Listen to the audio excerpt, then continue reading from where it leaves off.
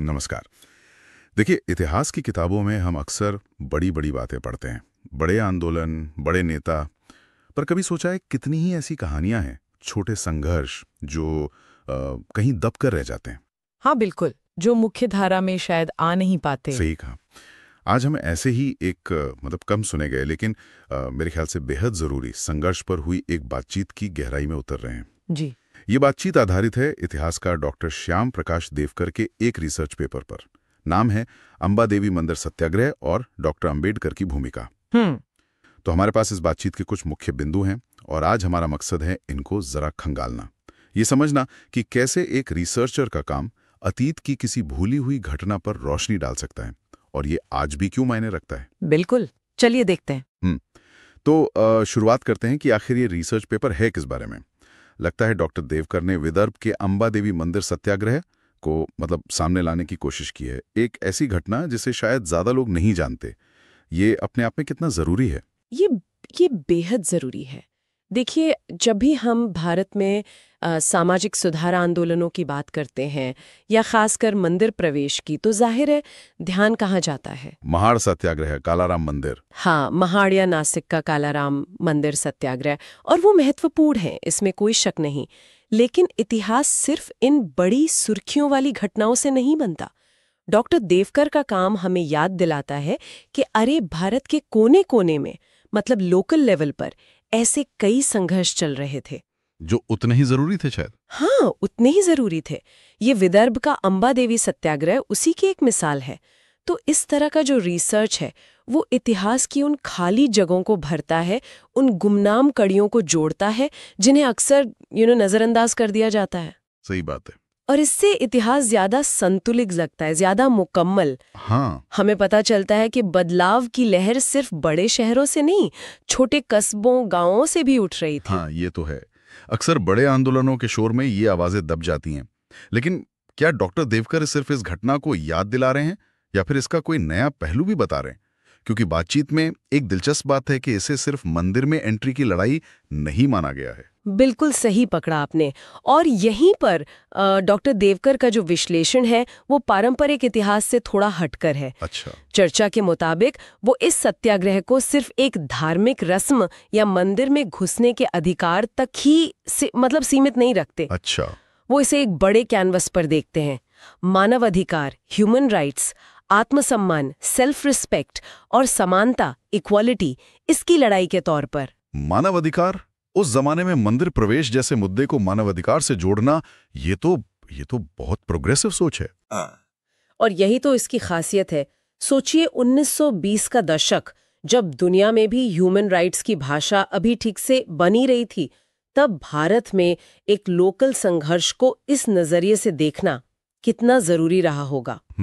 ये दिखाता है कि लड़ाई सिर्फ मतलब भगवान तक पहुंचने की नहीं थी, ये लड़ाई थी इंसान होने के नाते बराबरी का दर्जा पाने की। हाँ, ये बात तो है। जब किसी को पानी पीने, सड़क पर चलने या पूजा करने से सिर्फ इसलिए रोका जाए कि वो कहाँ पैदा हुए हैं, तो ये तो सीधा सीधा उनके मानवाधिकारों का हनन है, उनके आत्मसम्मान पर हमला है। बिल्कुल। डॉक्टर देवकर इसी बात पर जोर देते हैं कि अंबा देवी सत्याग्रह में जो लोग शामिल थे वो सिर्फ पूजा का हक नहीं मांग रहे थे, वो समाज में अपनी इंसानियत का दावा कर रहे थे, अपनी गरिमा, अपनी डिग्निटी स्थापित करने की कोशिश कर रहे थे। वाह। तो ये विश्लेषण इस घटना को सिर्फ एक लोकल झगड़े से उठाकर एक यूनिवर्सल ह्यूमन स्ट्रगल के लेवल पर ले जाता है। ये तो पूरी कहानी को एक नया मतलब दे देता है, सिर्फ धार्मिक नहीं बल्कि मानवीय गरिमा की लड़ाई। अच्छा, और इसी सिलसिले में बातचीत में एक और जबरदस्त दावा है जिसने मुझे सच में चौंका दिया। क्या दावा यह है कि डॉक्टर देवकर के हिसाब से ये अंबा देवी मंदिर सत्याग्रह न सिर्फ महत्वपूर्ण था बल्कि ये भारत का पहला सफल मंदिर प्रवेश आंदोलन था। क्या ये सच हो सकता है? मतलब महाड़ या कालाराम से भी पहले? हाँ, ये दावा यकीनन काफी बड़ा है, और अगर ये पूरी तरह से साबित हो जाता है तो इसके नतीजे बहुत गहरे हो सकते हैं। कैसे? ये भारत में जो सामाजिक आंदोलन हुए हैं, खासकर दलितों और दूसरे वंचित समुदायों के जो संघर्ष रहे हैं अपने अधिकारों के लिए, उनके इतिहास को देखने का हमारा नजरिया बदल सकता है। बातचीत में कहा गया है कि ये शोध पत्र इसे सामाजिक आंदोलनों के इतिहास में एक अद्वितीय स्थान, एक यूनिक प्लेस देता है। लेकिन सवाल का मतलब क्या है यहाँ पर? क्या उन्हें वाकई में एंट्री मिल गई थी हमेशा के लिए? क्योंकि कई बार ऐसा होता था कि आंदोलन हुआ, फिर स्थिति वैसी हो गई। ये बहुत ज़रूरी सवाल है और यहीं पर थोड़ी और गहराई में जाना होगा, जो शायद डॉक्टर देवकर के मूल शोध पत्र में मिले कि सफलता का पैमाना क्या था उस वक्त। क्या सिर्फ एक बार मंदिर में घुस जाना ही सफलता थी, या कोई समझौता हुआ? हाँ, या फिर प्रशासन से या मंदिर ट्रस्ट से या वहाँ के सवर्ण नेताओं से कोई लिखित समझौता हुआ, कोई पब्लिक आश्वासन मिला कि भाई आगे से नहीं रुकेंगे, या शायद इसका मतलब ये था कि इस आंदोलन ने लोकल लेवल पर इतनी चेतना जगा दी अस्पृश्यता के खिलाफ, ऐसा माहौल बना दिया कि वो अपने आप में एक सफलता थी। ये पहलू सोचने वाले हैं। इन सवालों के जवाब जरूरी हैं, लेकिन ये संभावना ही कि एक कम चर्चित आंदोलन जो शायद महाड़ 1927 या कालाराव 1930 से पहले हुआ हो, वो पहला सफल प्रयास हो सकता है, ये अपने आप में इस रिसर्च को बहुत महत्वपूर्ण बना देता है। ये हमें जो स्थापित बातें हैं उन पर सवाल उठाने के लिए उकसाता है। ये तो सच में इतिहास को दोबारा देखने जैसा है। अच्छा, इस आंदोलन की जड़ें कहाँ थीं? मतलब क्या ये अचानक से शुरू हुआ कोई लोकल प्रोटेस्ट था, या इसके पीछे कोई बड़ी सोच, कोई आइडियोलॉजी काम कर रही थी? बातचीत में फुले शाहू आम्बेडकर परंपरा से इसके कनेक्शन का जिक्र है। हाँ, और ये कनेक्शन, ये जुड़ाव इस आंदोलन को समझने के लिए बहुत जरूरी है। डॉक्टर देवकर इसे महात्मा फुले, छत्रपति शाहू महाराज और डॉक्टर बी.आर. अम्बेडकर की जो वैचारिक विरासत है उससे जोड़ते हैं। अच्छा। इसका मतलब ये है कि अंबा देवी सत्याग्रह कोई अकेली हवा में पैदा हुई घटना नहीं थी। ये उस बड़ी लहर का हिस्सा थी जो पूरे महाराष्ट्र में और देश के दूसरे हिस्सों में भी चल रही थी। सामाजिक बराबरी के लिए, शिक्षा के लिए, जातिवाद और ब्राह्मणवाद के विरोध के लिए। यानी ये सिर्फ विदर्भ का लोकल मामला नहीं था, बल्कि एक नेशनल मूवमेंट की गूंज थी वहां। बिल्कुल।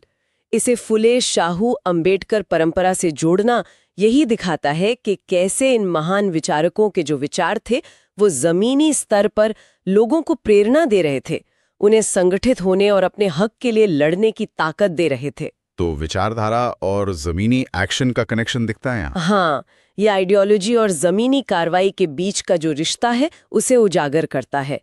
आप कह सकते हैं कि अंबा देवी सत्याग्रह उस राष्ट्रीय वैचारिक क्रांति का एक लोकल प्रतिबिंब था, एक माइक्रोकॉज्म, जहां बड़े सामाजिक बदलाव के विचार एक ठोस संघर्ष का रूप ले रहे थे। ये आंदोलन की वैचारिक नींव को समझने में मदद करता है और उसके बड़े सामाजिक लक्ष्य क्या थे ये भी पता चलता है। ये दिखाता है कि लोग सिर्फ कोई परंपरा नहीं तोड़ रहे थे, वो एक नए बराबरी वाले समाज की कल्पना को सच करने की कोशिश कर रहे थे। तो अगर हम इन सब बातों को जोड़कर देखें, एक भूली हुई घटना का महत्व, उसे मानवाधिकार के नजरिए से देखना, पहला सफल आंदोलन होने का दावा और एक बड़ी वैचारिक परंपरा से जुड़ाव, तो कुल मिलाकर डॉक्टर देवकर के इस शोध का या इस पर हुई बातचीत का निचोड़ क्या निकलता है? इसका क्या महत्व है? देखिए, बातचीत का जो मुख्य निष्कर्ष है वो ये है कि डॉक्टर श्याम देवकर का ये शोध कार्य भारत में सामाजिक क्रांति के इतिहास के लिए एक महत्वपूर्ण दस्तावेज है। ये उन अनगिनत संघर्षों में से एक को सामने लाता है जो अस्पृश्य माने जाने वाले समुदायों ने अपने बुनियादी मानवाधिकारों और सबसे बढ़कर अपने आत्मसम्मान के लिए लड़े थे। उन्हें एक पहचान देता है। हाँ, ये उस लड़ाई को पहचान और सम्मान देता है जिसे शायद मुख्य धारा के इतिहास ने उतना महत्व नहीं दिया। एक तरह से ये उन गुमनाम नायकों और उनके संघर्षों के साथ ऐतिहासिक न्याय, हिस्टोरिकल जस्टिस करने का प्रयास है। और ये शायद इतिहास लिखने के महत्व को भी दिखाता है ना, कि कैसे एक रिसर्चर की मेहनत अतीत की हमारी समझ को बदल सकती है। निश्चित रूप से ये इस बात को पक्का करता है कि इतिहास कोई स्थिर बंद किताब नहीं है, ये एक लगातार चलने वाली खोज है। डॉक्टर देवकर जैसे इतिहासकारों का काम हमें यही दिखाता है। सही है। वो आर्काइव्स की धूल फांकते हैं, लोगों से बात करते हैं, ओरल हिस्ट्री खंगालते हैं और उन आवाजों को सुनते हैं जिन्हें अक्सर अनसुना कर दिया जाता है। ऐसे शोध कार्य हमें अतीत की ज्यादा जटिल, ज्यादा बहुस्तरीय और शायद ज्यादा सच्ची तस्वीर दिखाते हैं। ये हमें याद दिलाता है कि इतिहास सिर्फ राजाओं, रानियों और लड़ाइयों की कहानी नहीं है। ये आम लोगों के जीवन, उनके संघर्षों, उनकी उम्मीदों और उनके प्रतिरोध की भी कहानी है। ये काम उन लोगों को इतिहास के केंद्र में लाता है जिन्हें अक्सर हाशिए पर धकेल दिया जाता है। तो आज की हमारी इस गहरी पड़ताल से हमने डॉक्टर श्याम प्रकाश देवकर के शोध पत्र अंबा देवी मंदिर सत्याग्रह और डॉक्टर अंबेडकर की भूमिका पर आधारित बातचीत के कई अहम पहलुओं को छुआ। हमने देखा कि कैसे ये रिसर्च एक भूली बिसरी घटना को फिर से जिंदा करता है। जी। उसे सिर्फ धार्मिक चश्मे से नहीं, बल्कि मानवाधिकार, आत्मसम्मान और समानता के बड़े फ्रेमवर्क में रखता है। हमने उस चौंकाने वाले दावे पर भी बात की कि ये भारत का पहला सफल मंदिर प्रवेश आंदोलन हो सकता है। हाँ, वो दावा तो बहुत अहम है। और कैसे ये फूले शाहू अंबेडकर के व्यापक सामाजिक सुधार परंपरा का एक हिस्सा था। ये सब मिलकर इस लोकल संघर्ष को एक असाधारण महत्व देते हैं। हाँ, और ये पूरी चर्चा हमें इस बात पर सोचने को मजबूर करती है कि कैसे एक व्यक्ति का शोध, एक एकेडमिक काम किसी ऐतिहासिक घटना के बारे में हमारी जो कलेक्टिव मेमोरी है, हमारी समझ है, उसको बदल सकता है, उसे नई दिशा दे सकता है। सही। और ये हमें इस सवाल की ओर ले जाता है कि भाई भारत के अलग अलग हिस्सों में लोकल लेवल पर ऐसे और कितने संघर्ष हुए होंगे जिनके बारे में हम जानते ही नहीं। कितनी कहानियां हैं जो अभी भी दर्ज नहीं की गई हैं या समय के साथ खो गई हैं। बहुत सी होंगी यकीनन। और यहाँ एक विचार छोड़ जाती हूँ सबके लिए सोचने को, क्या इन अनकही अनसुनी कहानियों में ही हमारे समाज के बड़े बदलावों को समझने की असली चाबी छुपी है? इतिहास कैसे लिखा जाता है, कौन लिखता है, किसकी कहानियों को जगह मिलती है और किसे भुला दिया जाता है, ये सवाल शायद हमेशा हमेशा रिलेवेंट रहेगा। बिल्कुल। और डॉक्टर देवकर जैसे शोध कार्य हमें इसी सवाल से जूझने और इतिहास को ज्यादा समग्रता से, ज्यादा होलिस्टिकली देखने की चुनौती देते हैं।